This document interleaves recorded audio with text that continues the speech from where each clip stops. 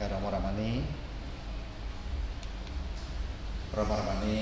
Bapak Ibu saudara, sebelum kita mulai sharing dhamma, marilah kita memberikan penghormatan kepada guru agung kita Sang Buddha dengan memanjatkan parita wandana atau puba baga namakara.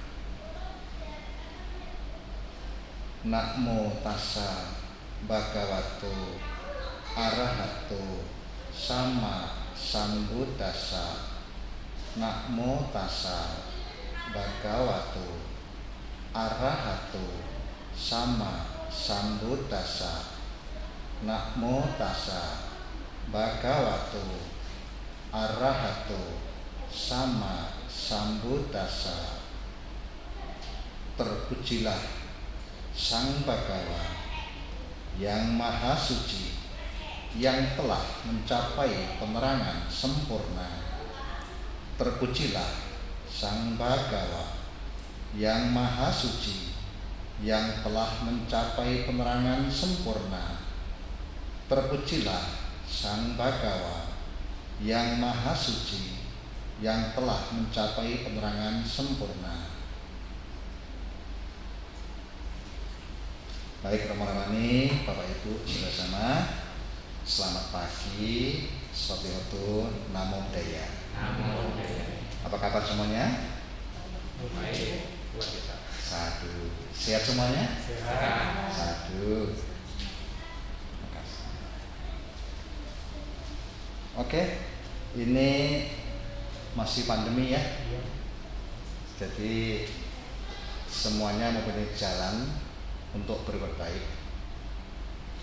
Ada yang karena saking menjaganya, mereka memilih untuk di rumah saja. Mudah-mudahan mereka yang di rumah juga melakukan kebajikan seperti kita ini, belajar dharma, sehingga di dalam kehidupannya karena mengenal dhamma dan mempraktekannya, kehidupan semakin maju, semakin bahagia. Karena apapun alasannya, namanya hidup itu pasti ada masalah.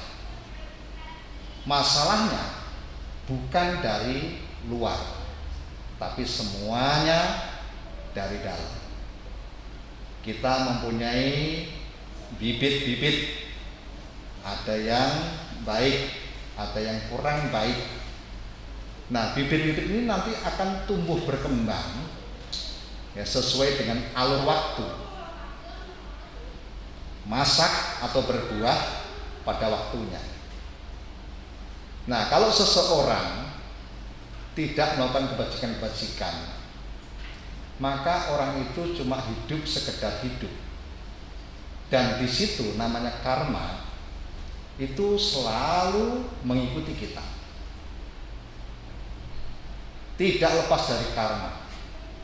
Karma baiknya habis, maka karma buruk muncul. Kadang-kadang karma buruk ini tidak sabar untuk menunggu. Kadang-kadang mendahului yang berbuahnya. Nah, untuk itu mari kita fokus ya, apalagi di dalam pandemi ini kita banyak-banyak berbuat baik. Oke, untuk itu rasanya nih kayaknya agak ngap dikit ya. Bisa ngos-ngosan ya. Karena ya pertama sudah tuwir, ya udah tua.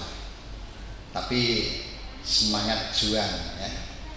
Saya pribadi selalu positive thinking ya, kemana saja kalau saya itu diundang, maka saya selama tidak ada bentrok ya dan sehat, saya akan melakukan itu. Kenapa? Karena itu adalah kesempatan kita berbuat baik. Nah, Bapak Ibu saudara, sesuai dengan tema hari ini, kita mengambil tema yaitu tentang kata new kata weki. Apa itu kata new kata weki? Mungkin rama-ramani Bapak Ibu semuanya sudah paham. Ya, kita tinggal mengulang kembali. Ya. Jadi kata new kata weki itu mempunyai pengertian tahu jasa. Ya, balas budi. Bukan budi yang membalas, tapi balas budi. Ya, tahu jasa. Nah, Bapak Ibu, di dalam kehidupan ini coba kita lihat. Ya, kalau kita mengingat pada waktu dulu itu kayaknya nggak nyampe. Ya, kita lihat di luar sono, ya, orang-orang yang lahir itu melalui siapa? Apakah ada orang yang lahir tidak melalui orang? Mungkin ada jawabannya. Mau ada. Siapa? Ya, dasarnya orang pintar ngomong karena dokter. Bayi tabung. Enggak melalui orang, no. Nah, sekarang kita tanya kembali, bayi tabung itu dari mana asal usulnya? Dari gen, dari orang lain juga. Nah, jadi siapapun itu, kapanpun dan dimanapun, namanya manusia, terutama kita bahas manusia, itu pasti mempunyai hutang. Hutang apa? Hutang jasa. Tidak ada seorang pun yang lepas dari hutang. Minimum hutang jasa kepada orang tuanya. Nah, kita nggak usah jauh-jauh mikirnya, mau saya dulu dari bayi tabung, mau saya dulu dibuang oleh orang tua saya, hampir dimakan anjing. Kok tahu? Katanya. Karena kalau bilang katanya ya itu belum tentu benar. Ya. Nah, Bapak Ibu Saudara, mengingat kita ini selalu merepotkan orang lain. Ya, tidak ada orang yang tidak merepotkan orang lain. Dan karena itu kita harus menyadari hidup sebagai manusia itu bukan sendirian, tapi merupakan kelompok, kumpulan, sehingga orang bisa berdiri, sehingga orang bisa mandiri, sehingga orang bisa sukses. Nah, untuk itu selalu kita mengingat, ya, coba kita melihat di luar sana orang yang mengandung, termasuk dulu kita bayangkan saja, ya, orang yang mengandung itu kira-kira sengsara apa enggak? Maaf kata, ya, maaf kata, orang yang sedang menikah bahagia banget. Di pelaminan ini semuanya mengucapkan selamat berbahagia, sukses selalu. Wah, senang. Tapi di belakangnya ada yang totalan. Kok kurang ya mau kembalikan modalnya. Udah nyusahin itu. Nyusahin. Nah, ada yang kecewa juga. Mestinya bisa kumpul-kumpul beli rumah atau beli mobil. Karena untuk nikah, orang tuanya korban. Anaknya nggak ngerti, yang penting itu kewajiban orang tua menurut dia. Padahal belum tentu. Mau pesta mau enggak itu adalah sesuai dengan kemampuan. Yang penting kan nikahnya itu, ya, sahnya itu, bukan pestanya. Kalau ada uang sih, iya. Nah, sekalipun orang kaya raya itu tetap memerlukan orang lain. Coba kalau nikah, ada penghulu nggak? Ada pandita? Nggak ada, nggak sah. Terus di wihara, pengurus wihara tidak mengizinkan. Nggak bisa juga, kemana-mana nggak bisa, tetap perlu orang lain. Nah maka dari itu kita harus selalu ingat kata wedi, tahu balas budi. Nah kita nggak usah jauh-jauh ya dari orang-orang yang sedang hamil 1 bulan, 2 bulan, 3 bulan, ya 5 bulan, 7 bulan, 9 bulan, yang harus dilalui banyak sekali supaya anaknya itu lahir selamat, ibunya selamat. Bagaimana? Cek ke dokter. Biaya apa enggak? Biaya memang gratis? Enggak. Masih jalan terus, hujan-hujan, panas dan sebagainya. Demi siapa? Demi si jaban bayi itu. Takut orang tuanya itu kalau lahirnya itu nggak normal, sesar umpamanya, itu takut sekali. Takutnya kenapa? Nanti bayi ini nggak selamat. Yang kedua, takut dibelah atau dibelek. Kok dibelah? Ya, dibelek, ngeri. Kemudian takut biaya dia, biayanya membengkak. Sekarang berapa biaya melahirkan untuk yang sesar? Bapak pernah melahirkan? Oh tidak ya. Menyebabkan kelahiran ya, yang menyebabkan kelahiran. Ya. Itu juga jasa ya, jasa supaya apa? Anaknya itu lahir itu gara-gara melalui bapak dulu juga. Ya. Nah sekarang masalah yang kecil, yang rumit, yang sering dilupakan oleh orang, ya, mengenai dia berada di dalam kandungan,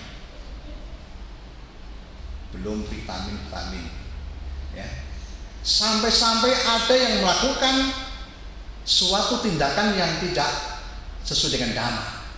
Apa itu? Pada saat orang hamil,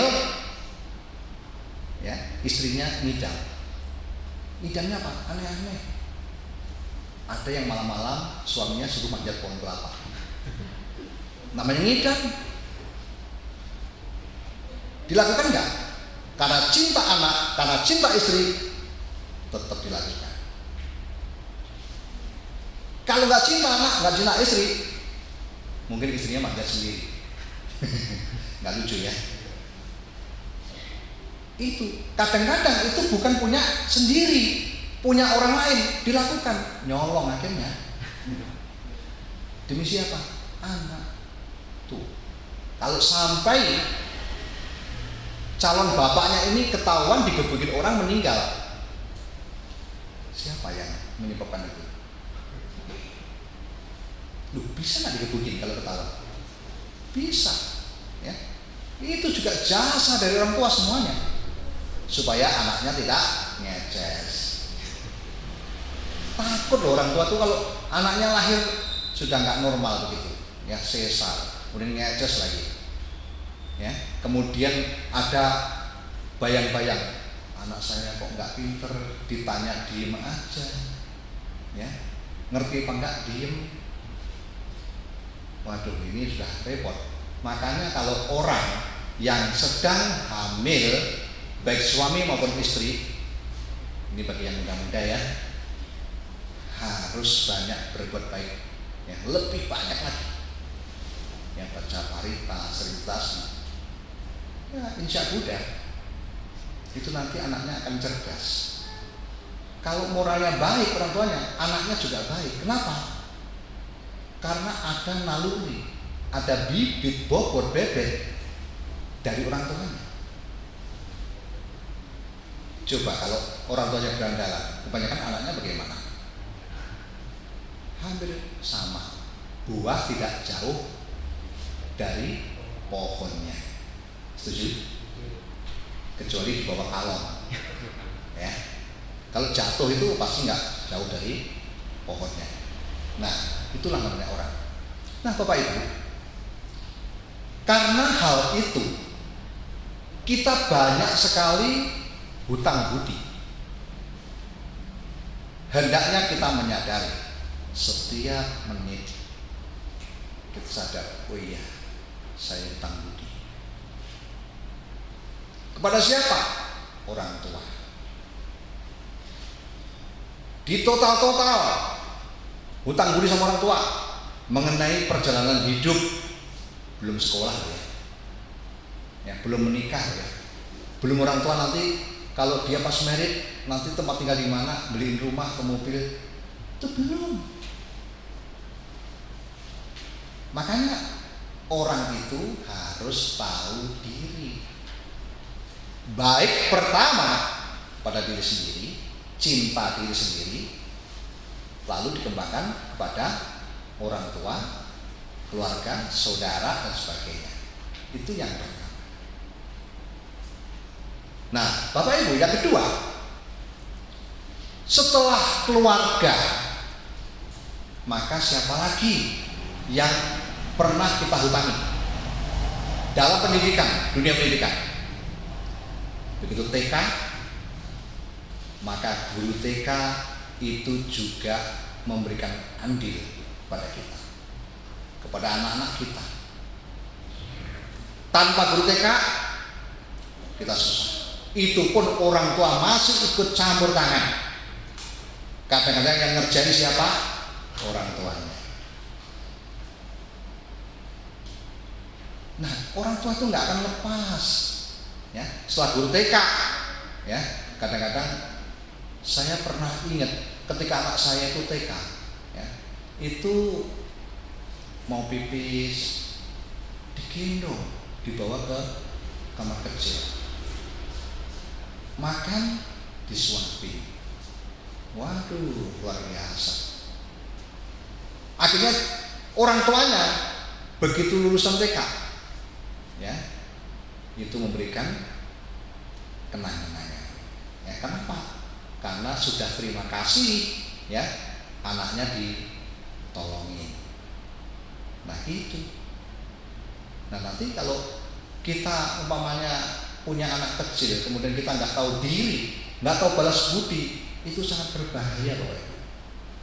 Orang kaya punya pembantu, kemudian kita tidak tahu diri, ya, mentang-mentang gaji pembantu sudah gede, lalu kita nggak lebihin kalau ada loh, ya kalau ada, atau malah kita potong-potong gajinya, kita ya tahan-tahan, wah itu semakin bahaya. Nah sekarang siapa yang memberikan keamanan, kenyamanan, kebersihan, kesehatan, ya, supaya kenyang dan sebagainya? Kalau tinggal kerja semuanya, yang nungguin hartanya siapa? Pembantu. Pembantu itu sangat berjasa sekali, maka jangan diremehkan. Nah, sekarang kalau nggak mau bayar, gaji kamu kan udah gede, itu wajib. Nah sekarang dibalik, ya, bapak ibu yang jadi pembantunya bagaimana? Mau apa enggak?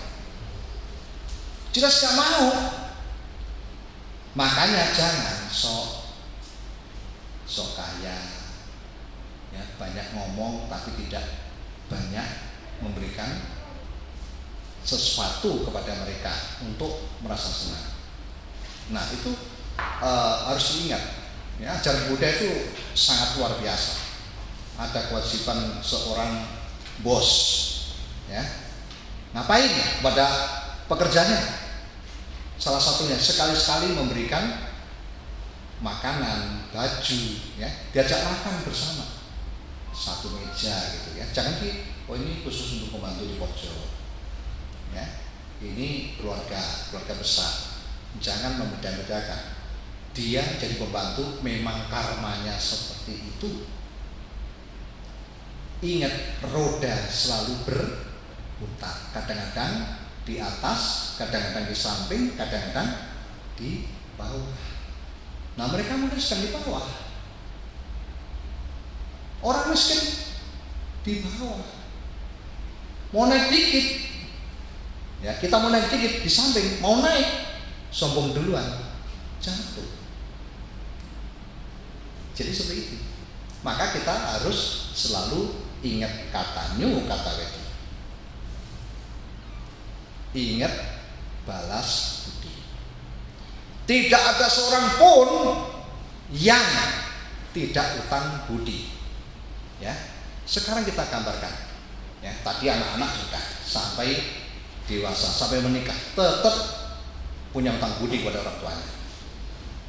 Sekarang udah lulus kuliah, udah kerja, waktu melamar, ya, waktu melamar sebelum kerja, kalau nggak ada orang yang menerima, bisa nggak kerja di situ?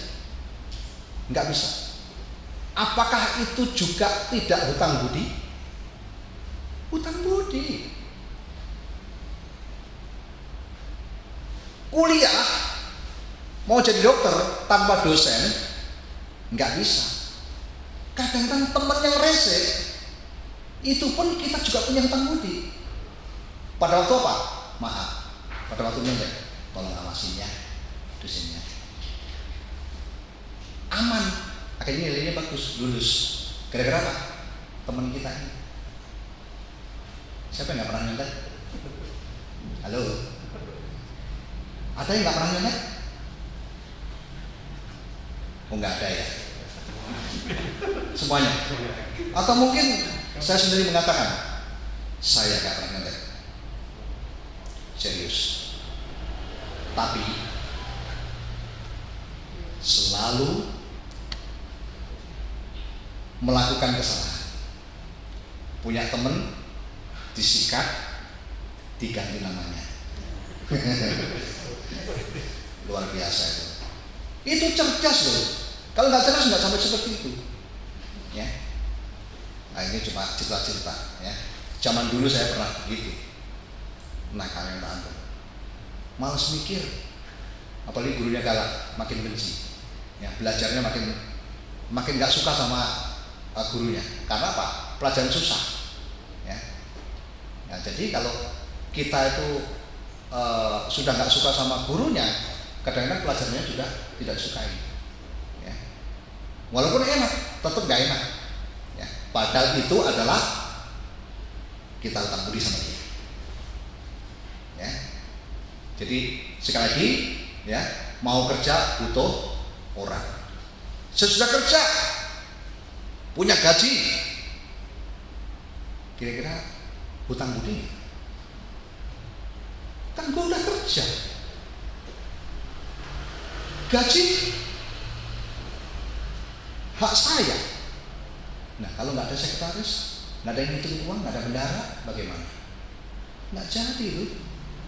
Tetap kita punya hutang budi. Coba, udah siapa kita tuh nggak punya hutang budi? Sama temen, kadang-kadang kita juga minta makanan, punya hutang budi. Banyak sekali, Bapak Ibu. Mengingat seperti itu,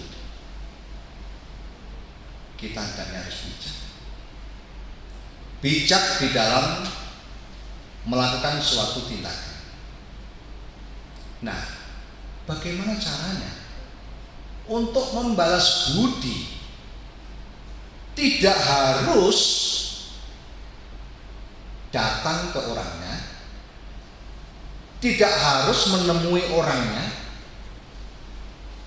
tidak harus nunggu waktu, tapi kita melakukan sesuatu, yaitu kebajikan-kebajikan di tempat itu di mana kita berada.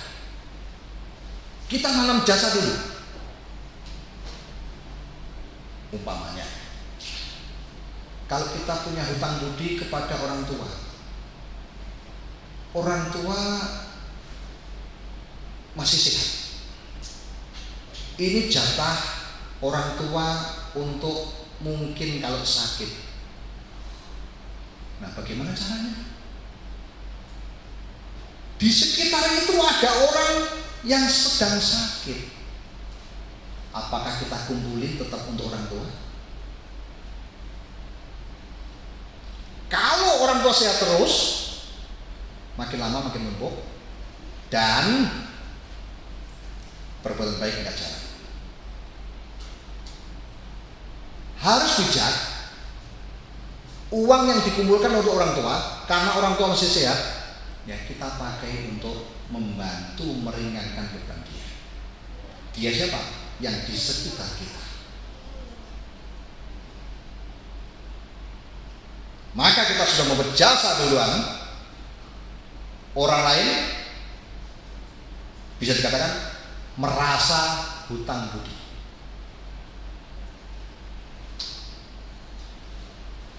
Sebenarnya dalam agama Buddha itu tidak ada yang namanya hutang. Halo. Agama Buddha ajarannya tidak ada yang mengatakan hutang. Tapi kita membuat karma, menerima karma. Tapi rasanya kalau pemikiran kita seperti itu namanya kaku. Ada orang jatuh ya. Kita kenapa jatuh?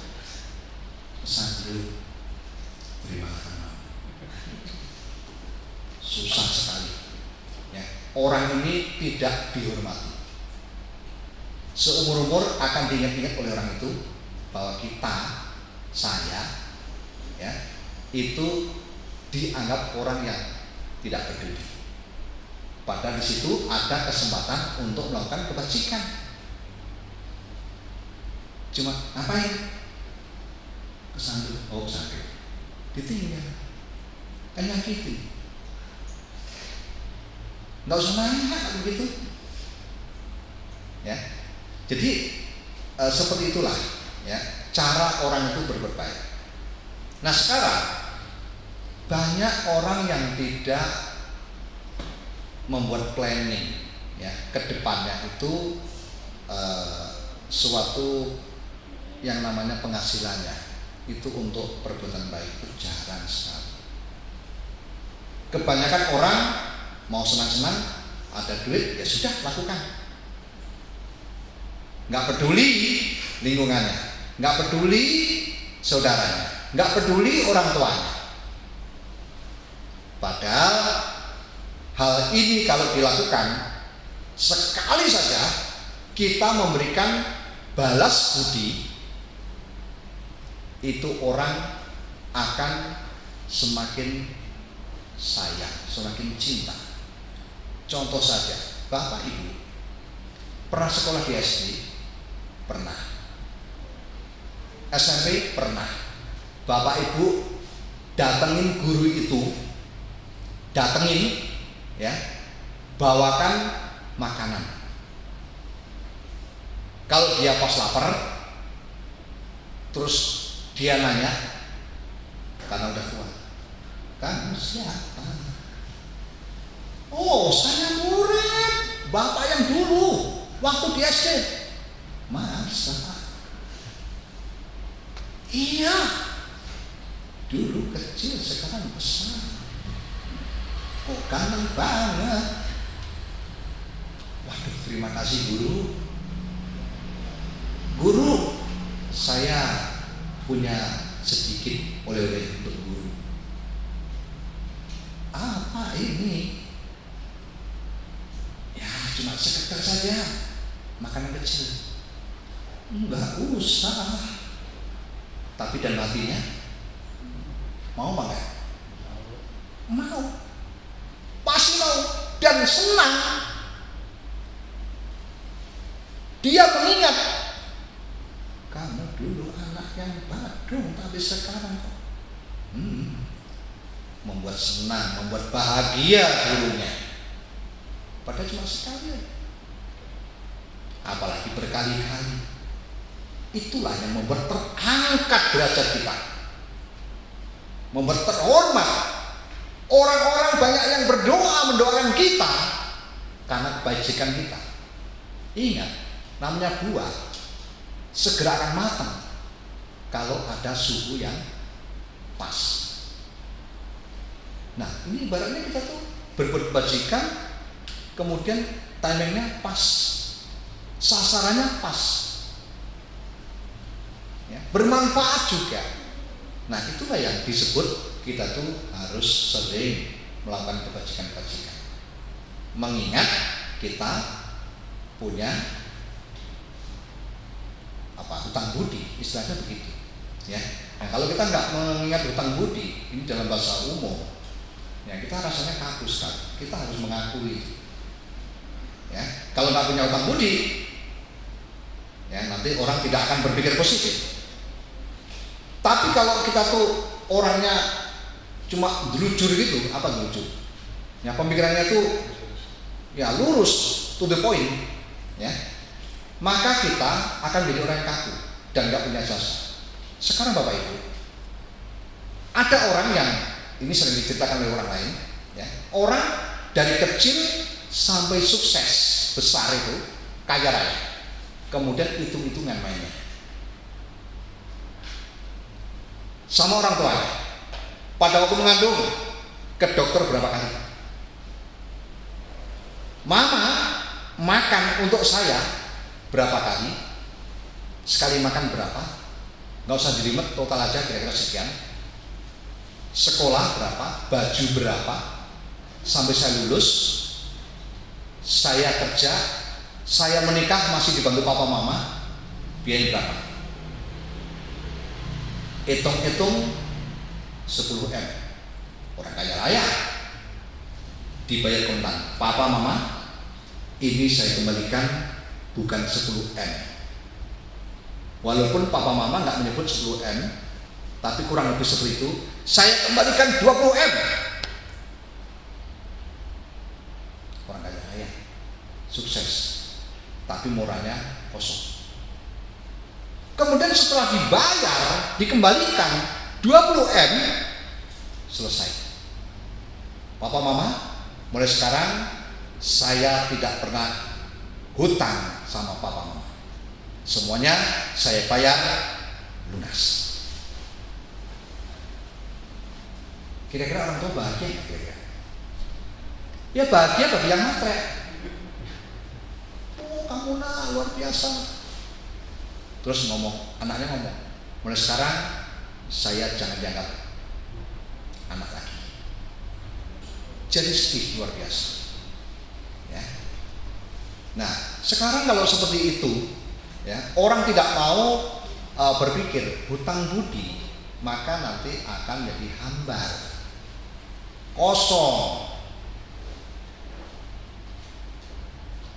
Ingat selalu, ya, kita berbuat baik. Contoh saja seperti ini, Bapak Ibu ke wihara ini kira-kira punya hutang budi? Nih ada pengurus, ya kan? Menyebarkan, ya, damanya melalui internet. Nah sehingga orang banyak mendengarkan, melihat. Yang nggak pernah dengar, jadi dengar. Oh, benar juga. Ini karena pengurus. Nah pengurus juga punya hutang budi kepada siapa? Rekan-rekan. Kalau dia nggak dijadikan jadi pengurus bagaimana? Nggak jadi itu, ya. Makanya di mana-mana kita harus ingat hutang budi. Kita waktunya membalas, ya, menyebabkan orang lain menjadi salut dan kita naik derajatnya, kehidupannya bahagia. Dulu mungkin Bapak Ibu yang sering kesini, ya, pada waktu wihara ya sebenarnya. Nah, wihara ini masih terbentuk jet ya. Ya, duduknya itu di lantai, di ubin gitu. Nah sehingga pada saat itu saya masih ingat sih, ya, pada waktu saya ceramah itu ada yang sudah di situ, bulus. Rupanya apa? Masuk angin, duduk di lantai. Nah, akhirnya ada orang yang punya inisiatif untuk, wah kalau itu dicarikan matras saja deh, biar duduknya nyaman, ya. Kemudian pokoknya enak deh. Kalau nggak ada matras, walaupun itu pencerahannya bagus, ya, tapi masih apa? Nggak didengerin. Karena apa? Terganggu dengan duduknya. Nah ini gara-gara kita duduk enak, ya, sekarang pakai AC lagi. Waduh luar biasa, sadu, ya, sadu. Oke, Bapak Ibu. Jadi agama Buddha itu tetap memberikan pengertian kita sebenarnya nggak ada balas budi, ya, nggak ada hutang budi kemudian dibalas, ya. Tapi kita ngerti jasa. Nah, itu yang benar. Ya, kita harus mengerti jasa sehingga jasa itu kita akan kembalikan, ya, berupa suatu kebajikan-kebajikan. Kita harus merasa punya hutang, ya. Memang kalimatnya begitu. Dalam agama Buddha tidak ada hutang kepada orang tuanya, kepada temannya, kemudian dibayar pakai uang selesai, tidak ada, ya. Tapi kita harus mengerti jasa orang dan kita harus membalas jasa orang, kita harus membungat jasa orang, ya, jasa kepada orang, ya. Kalau seandainya kita punya teman banyak, ya, kita ini mendengar ada temannya sakit, kita harus tanggap. Tanggap apa? Tanggap bahwa orang itu sedang sakit, perlu diperhatikan. Kalau ada teman-teman yang mengajak pergi, sempatkan untuk pergi menengok. Kalau perlu bawa obat, kalau ribet bawa dananya. Seberapa? Semampunya. Loh, kalau nyawa orang itu dengan perkumpulan orang banyak sehingga dia selamat, apa kita nggak membuat jasa? Kita membuat jasa. Jangan mikirin nanti dia mengembalikan apa enggak. Wah, ini bakal nggak mengembalikan, lalu tidak dilakukan, berbuat baik pada dia. Itu yang salah. Yang salah apanya? Yang salah pola pikir kita. Kenapa salah? Ada kesempatan kita nggak lakukan. Kenapa salah? Kita nggak membuat jasa. Kenapa salah? Kita nggak peduli. Sehingga akibatnya kalau orang nggak pernah peduli, nggak tanggap, nanti jangan sampai menderita gara-gara kita tidak melakukan suatu kebajikan. Halo, masuk nggak sih? Masuk.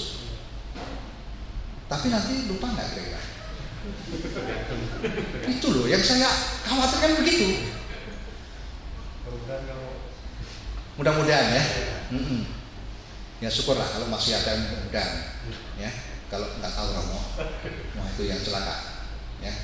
Sudah sampai berbusa tapi nanti lupa. Bukan lupa, melupa. Yang bayang lupa itu, ya. Karena Sang Buddha itu sudah mengajarkan dengan jelas, ya. Kata-kata kalimat yang sangat jelas sekali. Walaupun orang mendengarkan 1000 kali tidak dipraktekkan, lebih baik mendengar sekali saja tapi langsung praktek.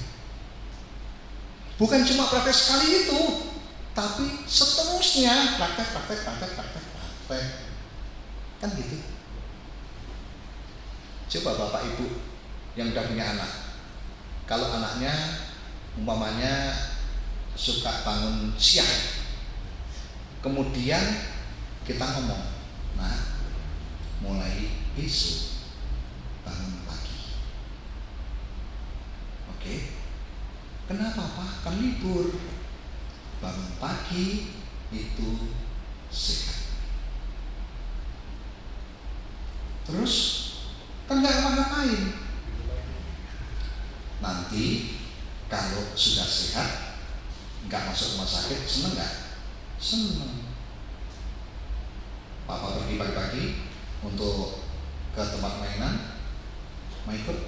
Mau. Nah akhirnya anaknya nurut setiap pagi bangun. Seneng gak kira-kira? Seneng sekali. Anak saya nurut. Tapi melihat anak besok bangun pagi, enggak mau. nggak mau saya semprot. Jangan, tetap nggak bangun, disemprot, dilap mukanya, terus tidur lagi, bangun, pura-pura ngorok, ya, semprot lagi. Aduh, sampai kapanpun cara seperti itu nggak benar. Ya, anak sebenarnya udah bangun, udah melek, tapi pura-pura tidur, itu pelecehan itu. Nggak menghormati orang tuanya. Aduh, kesel kalau punya anak seperti itu. Betul? Siapa yang senang? Nggak ada kan? Yang senang itu abnormal. Jadi kalau kita ngomong sekali diturutin, itu senangnya luar biasa. Tapi orang tidak ingat. Pengennya sekali ngomong diturutin, tapi begitu dirinya sendiri, maaf, istrinya ngomong, Pak, jangan merokok ya. Udah lain mikirnya. Kenapa sih? Itu bau. Ya nanti kan sikat gigi. Ya tapi kan pemborosan. Kan yang kerja saya. Pembenaran yang sebenarnya tidak benar itu tetap akan dibilang. Ya. Tapi kalau kepada orang lain nuntut, ini orang yang paling ego. Bahaya Bapak Ibu. Banyak sekali alasannya. Contohnya ngajak.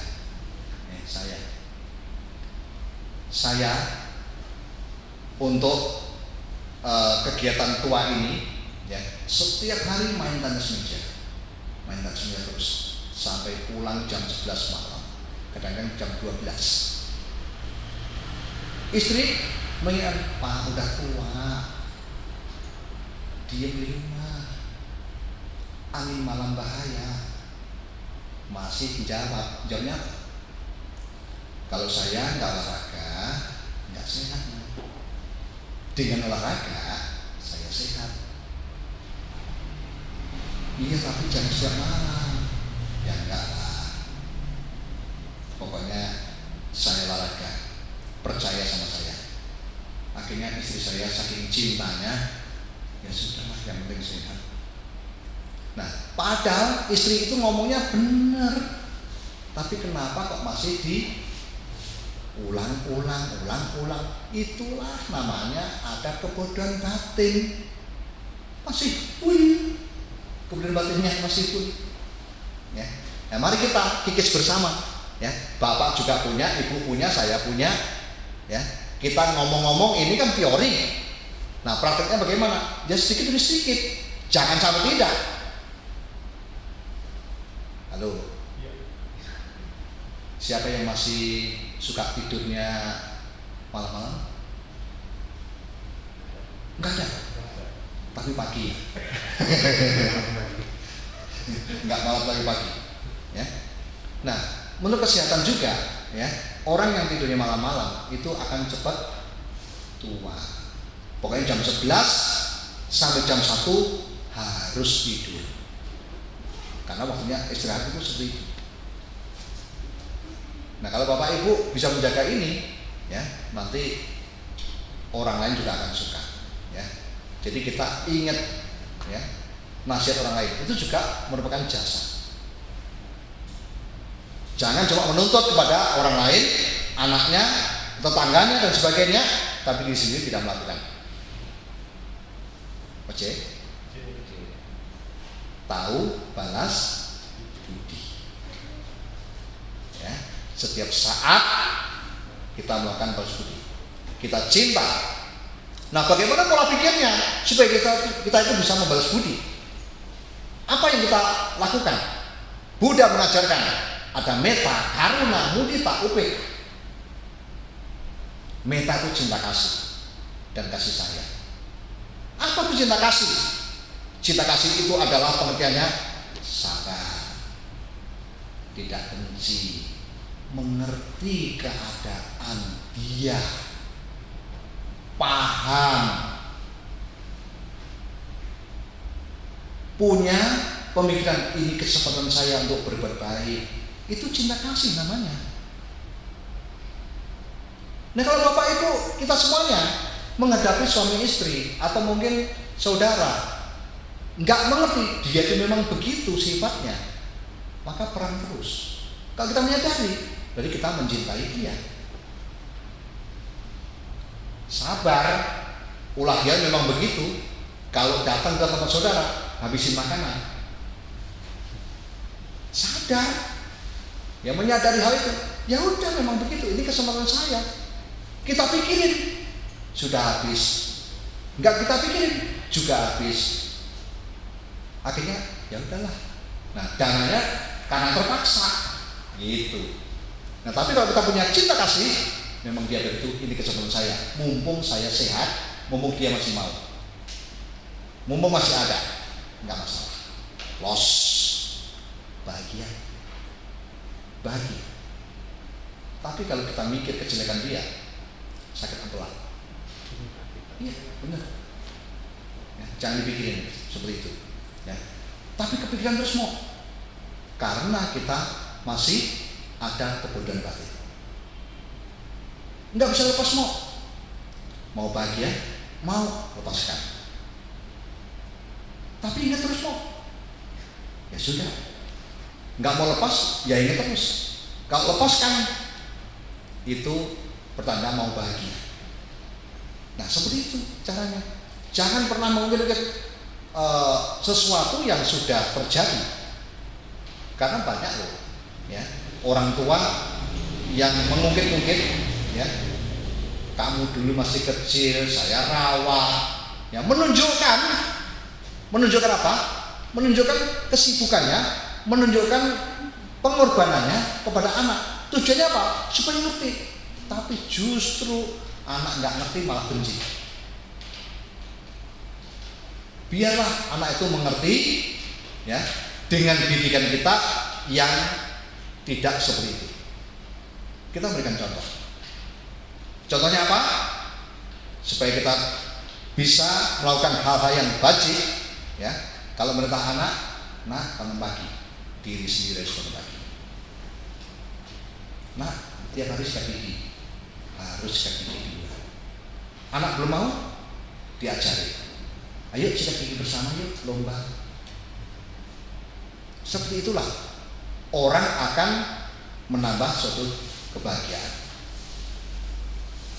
Bapak Ibu, barangkali ada pertanyaan-pertanyaan, silahkan.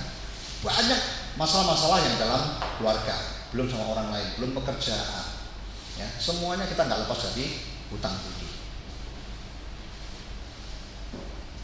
Mungkin ada yang bertanya? Biasanya susah sekali. Suruh bertanya, diam. Suruh jawab, diam. Maunya gimana? Diam juga. Ya, saya harus mengerti, ya, menyadari, paham. Oke, silakan Bapak Ibu kalau ada pertanyaan-pertanyaan.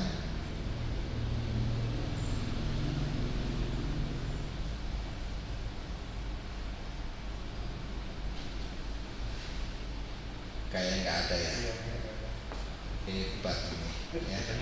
Oh iya silakan. Namanya siapa Mas Daniel? Namanya Daniel. Oh Om Daniel. Iya ya, silakan. Yang ngasih tahu saya ya. Iya. Sekarang udah gede ya. Dulu di ini loh, di sekolah minggu itu. Aduh. Sekarang udah ngerti dana sakit. Ya, silakan. Tadi kan kamu bilang bahwa kita itu tidak lepas dari balas budi. Apakah hanya di alam manusia aja yang ada balas budi, sedangkan di alam dewa atau binatang tidak ada balas budi? Oke. Apakah cuma di alam manusia saja yang ngerti balas budi? Apakah di alam binatang, alam dewa itu nggak ada balas budi? Siapa yang bisa membantu saya? Cobalah, jangan sampai cuma pendengar doang. Ayo membuat dhamma-dana. Bagaimana pendapatnya? Kita namanya sharing kan? Bagaimana Om? Kira-kira? Kalau binatang ya enggak. Kalau binatang enggak. Punya alasan? Ya. Ini kan dari naluri aja Pak. Dari naluri ya. Oke. Good morning, selamat pagi. Baju kuning sudah mandi. Bagaimana jawabannya? Enggak ada. Di alam dewa? Ada. Kenapa ada? Kenapa enggak ada?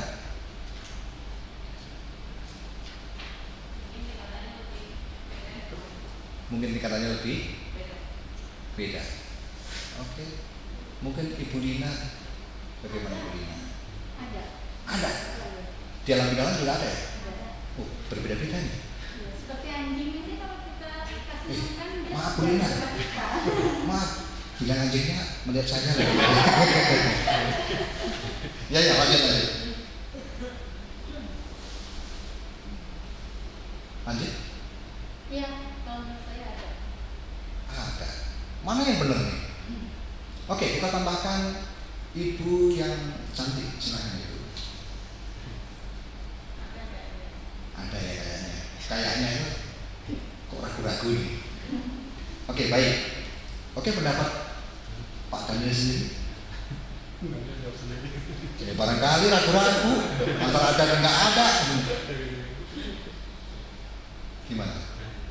Mungkin kalau menurut saya kalau sesuatu yang berwujud seperti kayak tubuh gitu ya, itu mungkin ada bas budi ya.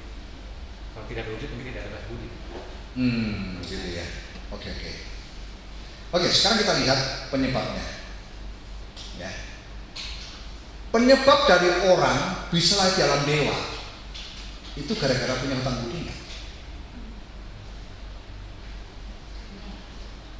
Iya. Iyanya di mana?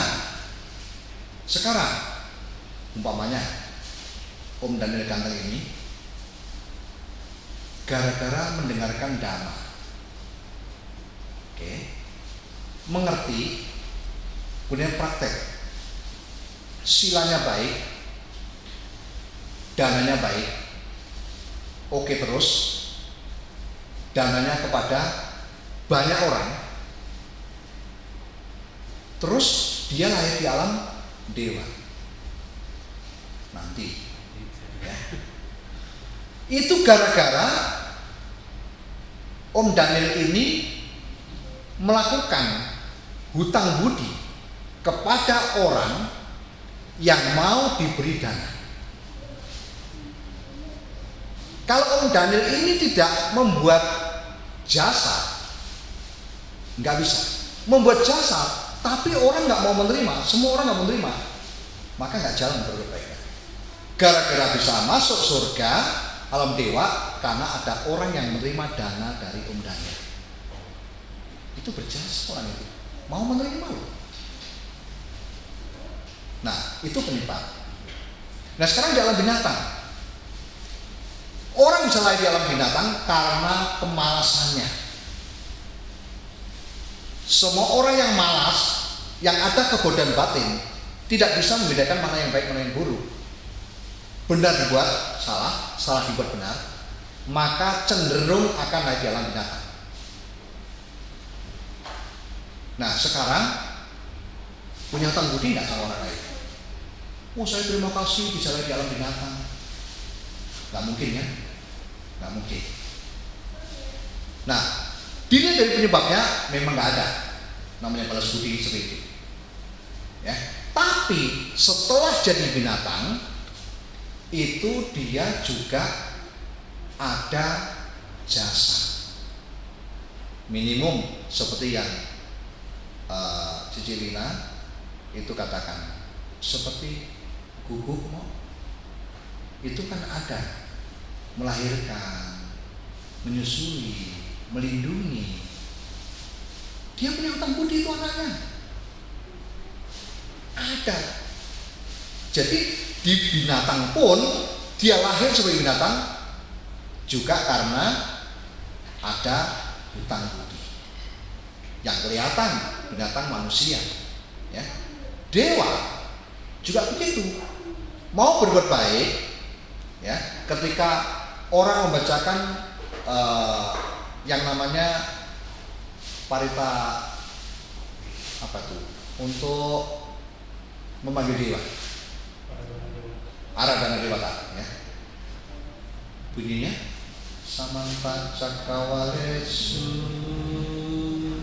Atra Kacantu Dewata dan seterusnya. Itu manggil dewa. Nah, kemudian dewa turun, ya, mendengarkan dhamma dan sebagainya, maka dewa juga punya hutang budi. Coba kalau cerita di dalam bantai-bantai yang ada di Thailand, yang di hutan, ya, di hutan itu nggak ada siapa-siapa, tapi begitu bantainya turun meditasi, ya, untuk pindah patah, itu banyak sekali orang-orang yang dana. Siapa dia? Ternyata dewa merubah bentuknya menjadi manusia untuk dana makanan. Jadi seperti itu. Jadi sesuatu yang kelihatan, yang ada fisiknya, itu pasti ada balas budi, hutang budi ada. Ya. Oke, kita nggak usah mikir ke sono. Yang penting sekarang ini, ya, detik ini juga kita harus mengerti. Saya banyak sekali hutang budi. Harus balas jasa. Untuk berjasa tidak harus kepada orang itu, tapi kita bisa tanamkan kepada siapapun, kapanpun, dan dimanapun. Contohnya sedikit, ada pengamen jreng, nggak usah benci, nggak kasih maaf. Ada ini kesempatan. Orang miskin, apalagi orang miskin, udah jelek, kumuh ya, kusut ya. Nah kemudian kita cuma masih muda kok minta-minta. Ini orang yang tidak ngerti dhamma. Kalau tidak ngasih, nggak usah mikir begitu. Mendingan maaf, saat ini belum ada. Oh nggak mungkin, masa nggak ada? Ya itu cuma basa-basi, pembenaran doang. Tapi juga kadang-kadang memang benar. Kalau lagi nggak ada, ya nggak ada beneran. Karena untuk kepentingan yang lain sudah terlanjur kepentingan yang lain, ya, akhirnya pengemisnya benci dan sebagainya. Nah itu karma kita lah, ya. Kita benar-benar pas nggak ada, kemudian ada pengemis datang, maaf nggak ada. Oh orang kaya begitu kok nggak ada? Ya bisa saja, mungkin keluarganya ada yang sakit. Nah kita harus maklumi. Orang pengemis itu ngomong begitu, ya kita maklumin. Kenapa? Karena melihat kita tuh serba ada. Kita maklumi. Halo. Nah itu caranya. Oke? Ya, mungkin pertanyaan Om Daniel sudah selesai terjawab. Puas nggak puas, yaitu urusan Om Daniel. Ya. Ada lagi? Bapak kayaknya mau bertanya? Enggak. Atau mau ditanya? Oh enggak juga, anti. Oke, karena enggak ada, ya terus ngapain lagi? Pulang lah. Masa nggak pulang, masa kita kadang-kadang terus? Ya baik, Romo-Romani, Bapak Ibu, ya demikian tadi ya sharing dhamma kita, ya mengenai kata Wedi. Ya, semoga dengan berkumpulnya kita, ya baik di luar sono yang sedang ya belajar dhamma di luar, yang melalui laptop dan sebagainya, mudah-mudahan semuanya, ya kita semakin maju, mengerti bahwa tidak ada orang yang lepas dari hutang budi. Dan semuanya kita harus melakukan suatu jasa, ya, jasa kebajikan. Nah untuk itu paling tidak kalau orang tuanya sudah meninggal dunia, ya maka kita minimum setiap tahun itu harus melakukan yang namanya patidana. Kenapa? Karena orang tua itulah yang menyebabkan kita ini ada di sini. Minimum seperti itu. Jangan sampai terlupakan patidana. Nah, kemudian kita juga harus selalu melihat ini kesempatan baik yang wajib saya lakukan. Kalau nggak saya lakukan, maka saya berarti karma baiknya sampai di sini. Maka punya semangat, punya positive thinking ya di dalam hidup ini untuk melakukan sebuah kebajikan. Tidak boleh pandang-pandang ya, milih-milih kepada siapapun itu ya, karakternya bagaimana, kemudian keadaannya bagaimana, itu jangan sampai pilih-pilih. Itu kesempatan, lakukan mumpung masih hidup, mumpung masih sehat. Dan ada pepatah kata mengatakan, sering-seringlah membaca parita sebelum dibacain parita. Wah, kalau udah dibacain parita itu repot ya. Oke Bapak Ibu, terima kasih. Selamat siang. Sotiotu. Namo Buddhaya. Namo Buddhaya.